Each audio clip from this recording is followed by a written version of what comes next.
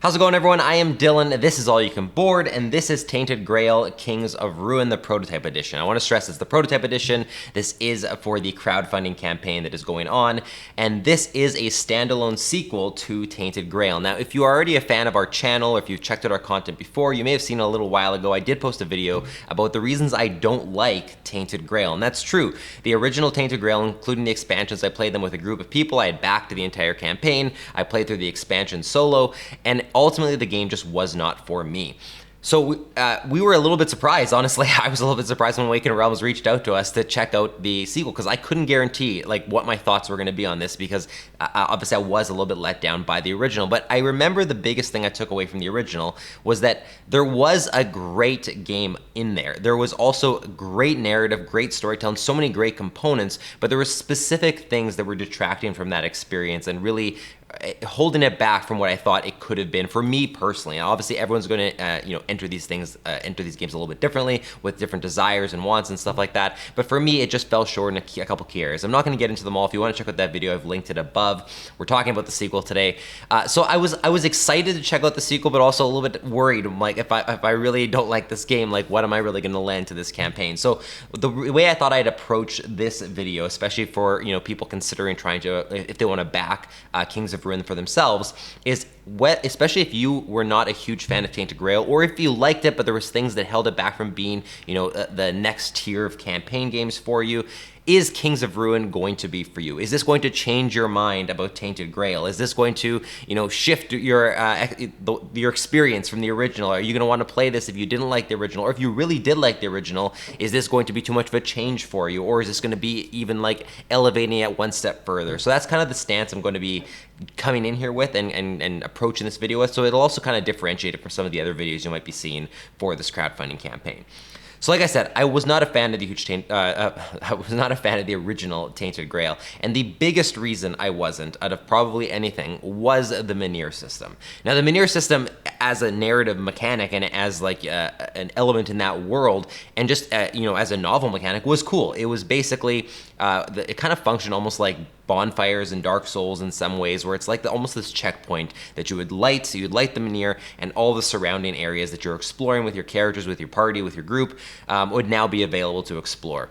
The problem I had with that system in the original Tainted Grail was that it's not as though you lit the Menhirs and you were rewarded with this exploration. It would eventually, that Menhir would go out. And so you'd be wanting to explore, you'd be wanting to like follow these story threads, and you'd be wanting to, take your time and really immerse yourself in the world. And then suddenly you'd realize, oh, that Menhir is going to go out again, and we're not going to be able to explore any of this, or we're going to be getting a lot of terror coming towards our characters. So we're going to have to, go back, and we're going to have to get a bunch of resources and make sure we're all stocked up on our magic and our wealth and everything. And to be able to relight the Menhir again. And so it felt like you were just kind of doing the same cycle and grinding away in this one little area sometimes, just to be rewarded with the ability to play the game, essentially, is what I did not like. And that was the biggest hurdle for me to overcome with Tainted Grail. I am very happy to say that Menhirs are no longer a thing in Kings of Ruin. They've been replaced by a different system that's similar, but much better in my opinion, which is called Waystones. And what Waystones are is that some cards will have this sort of like quarter circle in the top corner here, and that's because they'll be connecting to other cards, right, that have those little quarter circles. I don't even know if those two cards go together. I'm just showing you the circles. And basically, you're going to be placing the circular base of one of these Waystones on that corner. And all four cards that are then underneath this Waystone are all going to be available to explore. And essentially, it's almost like having a lit Menhir from the previous game. These ones cannot go out. You will have these circles. I think you pay 1 magic and 1 wealth per character in the game, depending on how many characters you're playing with. And you've basically turned on this Waystone. That Waystone activates all the areas that are underneath it, and you can explore them to your heart's content. This gives exploration right back to the player. It kind of takes the grindiness out of this, and it feels like you've actually been rewarded by accessing all these areas now without having to worry about what's my timer, how long can I actually explore these before I'm going to have to either ditch these areas or relight relight this Menhir, relight this Waystone. No longer a thing. It made it so that in the 2 chapters that come in this prototype, because that's all that is available in this prototype is 2 chapters, I was able to really take my time to explore. I was able to really take my time to, find different paths in the story, or say, I want to just dabble in this one and see what it's like, and then maybe change my mind and go in this direction. Or I want to go explore over here, and if I don't like what I see, or if I feel like it's the wrong direction, be able to change my mind and go somewhere else and not feel like I've just completely set myself back, or I'm already looking at my clock and going, okay, do I need to start gathering resources to relight this Menhir already? That was not a problem anymore. And so honestly, that alone completely changed my experience with Tainted Grail Kings of Ruin. The original, right from the get-go, it felt grindy and felt really tough to kind of like do the exploring and experience the story I wanted to. In this game, I was able to really experience every inch of it that I wanted to. I mean, the only thing you won't get to experience is if you have these branching paths and you choose one, you might lock yourself out of the other. That adds to the replayability of the game, but you're never feeling like you're hindered by the mechanics. You're hindered by the branching narratives, which is completely, status quo in campaign games, in video games that are RPGs, things like that. So that alone is the biggest change in Kings of Ruin. So if we want to talk about the very biggest change off the bat, if you were not a fan of the Menhir system, if you were not a fan of feeling like you were being punished for wanting to explore, that is gone. It was already improved on in the expansions to the original Tainted Grail, like the Age of Legends, and the other one's escaping me right now. But in this one, it's like much better. You can tell they took the feedback that they received on the first one and said, how can we change this system and make it better? That is the first big change. A really small one that's tied to that is now it actually does not cost any energy to explore whatsoever. So normally before, you might have say 6 energy going into a day with a character, which essentially means if you did 6 actions that all cost 1 energy, you can do 6 actions in that day. Exploring does no longer cost energy. And the reason that's really, really good is because in the original, not only were you paying energy to explore, sometimes when you explored, it would trigger something that then it would cost you more energy. And so sometimes you would, even worse than that, is you would explore, you'd pay 1 energy, and the explorer would just be sort of like, you shouldn't have made that decision, and it would just say, now go back to the exploration journal and make another choice. And you'd be like, well, I'm going to spend more energy to explore the same area, even just because I made a wrong choice. It just felt punishing in a way that just didn't feel good. Now, with there not being any energy cost associated with exploring, you can always explore, and then you might be presented with a choice that says, if you want to do this, you're gonna have to pay 2 energy, or as a consequence of this, you're gonna have to pay 2 energy, or whatever. But you never feel like you're being punished just for the initiating of the exploration, which means that you don't have to hold back and say, well, do I really want to explore this area? Because yeah, of course you want to explore all these areas. It's a campaign board game with a world map and all these amazing locations and narratives. You should want to explore every single area, so there should not be any sort of punishment or thing that's holding you back from doing that. And the fact that they've eliminated that, it seems like a small change, but it honestly makes a huge difference across the campaign, at least in these 2 chapters, that it was so welcome to just be able to explore at my heart's content. All right, the third change we're going to talk about is diplomacy encounters. So first of all, I guess before we get into that, combat encounters have stayed relatively the same. And really diplomacy encounters have too, the foundation is the same, but they've just evolved on it and changed some of the things that maybe weren't as good about the first one. So like I said, combat encounters have stayed mostly the same, but diplomacy encounters have shifted. And what has shifted with these is that now there's a timer associated with them. So diplomacy encounters essentially have this time limit of how long this diplomacy back and forth is going to last. So you'll have this die that indicates how many turns it's going to last. They might say start on 2. Let's use that as an example. You will be able to do things to shift this die. You might be able to make the diplomacy encounter end quicker, or you might be able to prolong it and increase the value on the die.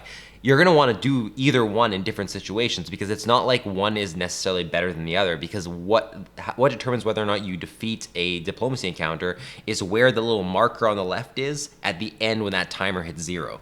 So there is a scale on the left, just like in the original Tainted Grail, that starts on red, or I mean, it doesn't have to always start on red, but at the bottom is red, and then it goes to gray and then green. If you end a diplomacy encounter with that timer hitting 0 when you're in green, then you're going to get the positive reward. Some of them are neutral rewards when it's on gray, like gray ends up not being that bad. Red is always bad. So you want to manipulate the timer at the right moment so that the diplomacy encounter ends when the marker is in the ideal spot. If you're having trouble moving that marker up to green, you want the timer to prolong so that you have more turns to get it to green. If you've reached green and there's still 2 turns left on the die, you know that might get pushed down just naturally by your enemy's abilities in the diplomacy encounter, that you might want to end that timer now. And so you're manipulating the timer in addition to the marker, and it actually made for a pretty interesting push and pull compared to the first one. I liked it better than the first one, but I won't say that this is like revolutionary to diplomacy encounters. If you're someone who really doesn't like the encounter system in Tainted Grail, the original, there's nothing about the encounter system here that's really going to change your mind. I'm in the camp that I really thought that it was a unique system in the first one, and I do appreciate a lot about it. I do like the evolution of it for diplomacy. The problems I had in the first Tainted Grail with the encounter system, even though they were minor, are still pretty much present here. And that's really just that a lot of it sometimes comes down to me like sitting there with my hand and with the cards in my hand, kind of putting them over top of each other and trying to see the order. And so a lot of it is you just like mentally figuring things out. And when you have multiple people around the table, they're kind of doing the same things. And then you suddenly want to feel like you want to compare your hands, which you're not supposed to do. And you eventually then you say, okay, I guess I'll just play them in this order because I can link these chains. And it just feels like this, like the game is happening mostly in your hand rather than on the table, which I completely understand that just kind of comes with the territory of this particular encounter system. But coming from games like Gloomhaven, and now I'm playing Oathsworn as well, the encounter systems there, the combat systems there, are very much more on the table. Like the whole group can see what's going on. You're rolling dice, you're playing cards, and things are being manipulated and changed on the fly, and you're dealing with it. Tainted Grail just feels a little bit closer to your chest. You're doing a lot of stuff, and then suddenly after you do a bunch of finagling and figuring out, you just go, and this, and then you kind of just like deal with the outcome. It's not that it's bad, it's never going to be my favorite encounter system, but I do really appreciate that diplomacy was the one that needed the most love, the most attention, and they did spend their time there coming into Kings of Ruin to update it, to change it, to make it a little bit more interesting. It does improve on it. So if you were someone who already enjoyed the encounter systems in Tainted Grail, and you just want them to be better, the diplomacy has gotten better. Like I said, combat has stayed the same, but as we'll get into soon with like skill cards and ability cards, because those have also improved, there are going to be improvements there naturally as well. So if you already liked it, you're not going to be unhappy with it here. But if you are coming from Tainted Grail and you're like, oh, I was really hoping they were going to completely shift that entire encounter system, they have not. It's going to be mostly the same, and keep that in mind as you make your decision on whether to back it. All right, the fourth change we're going to talk about, and I'm going to be a little bit careful about how I talk about this one because a lot of me explaining how you unlock these and everything is going to be tied a lot to story and narrative, and I don't want to spoil too much of that for people. I want to be able to explain, for you to be able to experience it yourself. But I'm really, really happy with the changes they made in how you are acquiring new ability cards for your characters. Now, you are still leveling up your characters the same way you are gathering experience. When you've gathered enough experience, you can use it to add new attribute tokens to your board, which will power you up in encounters or earn you little skill additions to the sides of your player boards. And you can also use them to buy new ability cards from your unlockable ability cards and add those into your combat and diplomacy decks. That's all staying the same. But there's a new way to acquire combat and diplomacy cards, and that's naturally through the story. And this is honestly genius. It's one of those things that I don't even think I realized I was missing from the first one until I see it present here. But you can make certain decisions in the story that will, like in the original, unlock secret cards, but those secret cards that you're unlocking are new ability cards for your characters that tie into the decisions you've made in the story. So, you may come up to a decision where you can, and I'm mostly making this up off the top of my head so I don't spoil anything, so forgive me for maybe this being a bad example, but you can make a decision to, storm into a camp and fight things head on, or you could, decide to head up this hill and be able to scout the area more and get a lay of the land first. And depending which one you choose, maybe each one is going to unlock an ability card for your combat deck or your diplomacy deck, depending which one you chose, and you're going to lock the ability to get the other one. So you're going to never get that ability card, but you are going to get this one. And so you're now going to customize your character a little bit differently than, say, someone else would, or if you played this a second time and made different choices. And you don't have to use this ability card forever. It's just now an option you have to deck build for your combat deck, for your diplomacy deck. That's really cool. And the fact that even just in the 2 chapters, seeing what that had to bring and knowing that there's still more to experience and who knows what they'll be there to unlock and everything. That's just a really, really neat addition. It makes it so that you can also spend more time getting the attribute cubes and not feeling like you're holding yourself back from building up your combat and diplomacy deck. Sometimes you'd focus on the cubes themselves, get those skills, but you'd say, well, now my combat and diplomacy decks haven't changed in a while. They're feeling a little stale. Like, I kind of now wish I spent that experience there. Now you can still modify those decks through the story, but you're also being able to use your experience to modify your skills as well. So honestly, it's a great addition. It was a super welcome surprise when I was going through the story and it said, you've unlocked this, and I look at it and I'm getting this brand new skill card that's tied into the decision I made. Genius addition. I really, really love it, and I think you guys will have a lot of fun exploring the world and seeing what you can unlock as well. Okay, the last big change I'm going to talk about here, and this is another one that I probably didn't realize I was missing from the first one, and I'm also going to preface this with a bit of a spoiler warning, because again, if you're going to look into everything that's sort of being revealed by the campaign, you're probably going to see this anyways. But for anyone who wants to maybe go in blind, maybe this is one you skip from this video. But there's essentially a new type of like boss encounter. So there's one of these that are represented in this prototype. I'm sure there's going to be more. I can guarantee you there's going to be more in the actual full game itself. But you basically have this character that you, and again, I'm gonna just like do this in a way that gives as little details as possible, that you're gonna encounter, and he is like a boss-like character, but you can encounter them in two different ways. You can encounter them in a diplomacy encounter or a combat encounter, and it's not just a regular combat encounter or regular diplomacy encounter. You actually get bigger cards that are the size of the location cards, and it is the combat encounter and the diplomacy encounter. It's like the boss, and they will be able to play their own cards to the row that you're building of cards that you play to. And so that's completely changing the way you do a combat or a diplomacy encounter, because normally it's just the player's cards being added on, and then depending how many cubes you've added to the card, that's just determining what the enemy is going to do back. Now with their own types of cards being added, there's some really, really cool effects that are happening with multiple types of cards being added and them coming into conflict with each other. Again, I really don't want to spoil this kind of stuff because it's just something better experienced yourself. If anything I'm saying it sounds interesting, or just the idea of, hey, it's not just player cards that go into the line, now it's actually enemy cards that are going in the line as well, and I'm getting these really unique boss encounters rather than just it being a regular encounter that's coming out of the deck or whatever. If that sounds interesting, and it should, I think you're gonna be really pumped by what's in this box, and honestly it was a huge surprise to me, and it just felt really exciting to be able to take on that encounter and have this new way to kind of make it seem more monumental rather than it just being like another regular card or another, a drawn card or whatever in the encounter journal. So those are the big changes. I mean, there's a bunch of other little changes and minor things you're gonna see. Obviously the game in and of itself has evolved based on feedback, based on the experience of the entire first Tainted Grail campaign. You're gonna unlock a secret very, very early on, so this is not really a spoiler. That is essentially this red, I don't remember what the type of like film or whatever is called, but there's gonna be spots in the encounter journal where everything's like all blocked out. You can't read where you're supposed to go to, and you have to actually put this over top, and it'll reveal the secret that's underneath. Just a cool way to hide stuff in the journal and not accidentally spoil yourself, and then be able to like feel a little bit better as you're revealing stuff with this. It's just a cool way to interact with that as well. The branching paths in this one seemed a little bit more refined and clean, and I don't know if that's the best way to describe it, but there's, again, without spoiling stuff, there's a couple spots where you can have multiple decisions. There's multiple people you can interact with or choose to help or choose to do side quests for,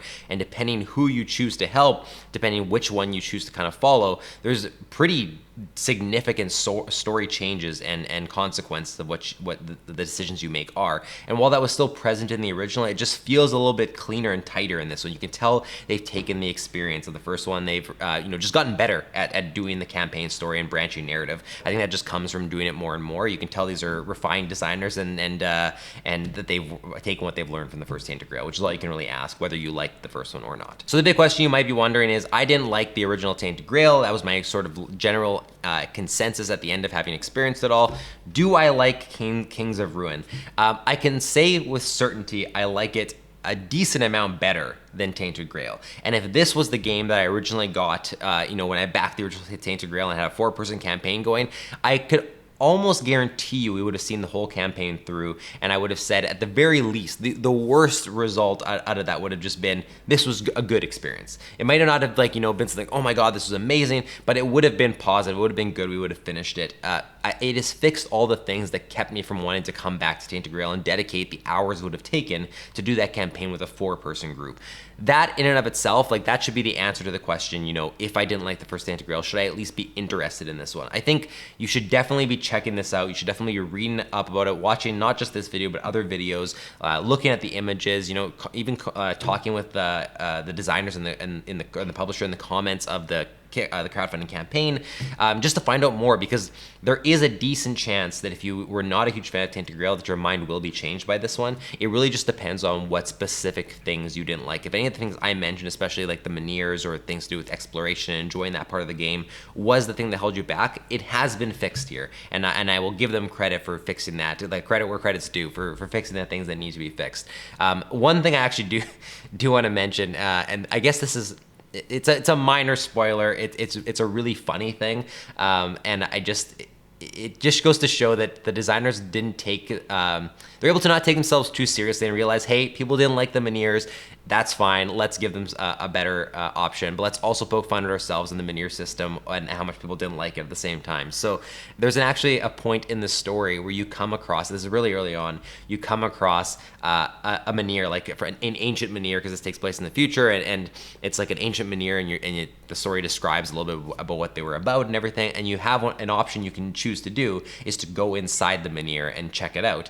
And if you take that option, I can't remember the exact wording, but essentially it just says like there's graffiti all over the walls, there's feces like all over everything, and it's like the distaste for the Menhirs and how much people like hated the Menhirs and everything. Like it's a very like, you know, on the nose reference, to a meta reference to this is how people players themselves felt about the Menhirs, but now also tying it into the story and the characters in the story and how much they don't like these old structures and everything like that. It was just like you could tell that they had a little fun with it there, and that they're aware of the dislike for them. So, you know, there's a lot I really appreciate about the changes they've made here, and the fact that they said, hey, we are going to make a sequel to this game, let's fix it, we want to make it better. I definitely don't agree with the first one, like where it ended up on the BGG rankings and the praise it did get. Like I was not a fan of the first one, but this game has improved on pretty much every like thing I didn't like about it. It's still not going to be my favorite campaign game, I don't think. Like I can tell even just from the 2 chapters I've played, this is not going to necessarily replace Gloomhaven for me,